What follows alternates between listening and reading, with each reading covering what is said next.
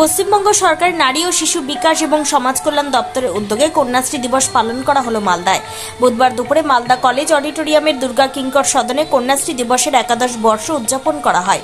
উপস্থিত ছিলেন মালদা জেলা পরিষদের সভাধিপতি লিপিকা বর্মন ঘোষ, বিধায়িকা সাবিত্রী মিত্র, জেলা শাসক নিতিন সিংহানিয়া, অতিরিক্ত জেলা শাসক অনিন্দ সরকার, দপ্তরের আধিকারিক স্মিতা সুব্বা সহ অন্যান্য আধিকারিকরা।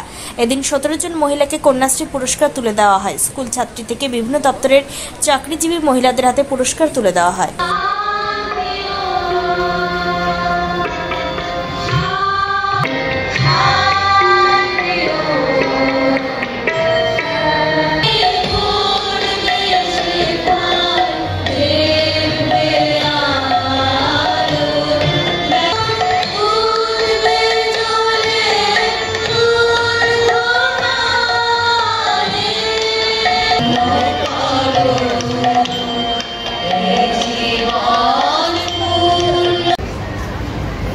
আমি প্রথমেই পশ্চিমবঙ্গের মাননীয় মুখ্যমন্ত্রী,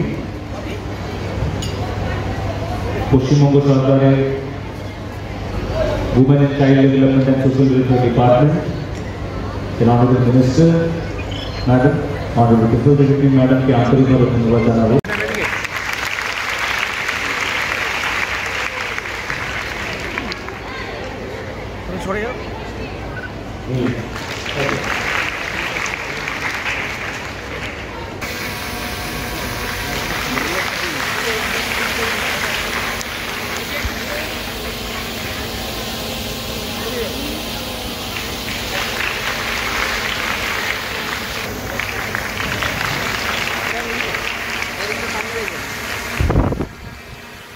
সাধারণত এই যুগের কথা দেখি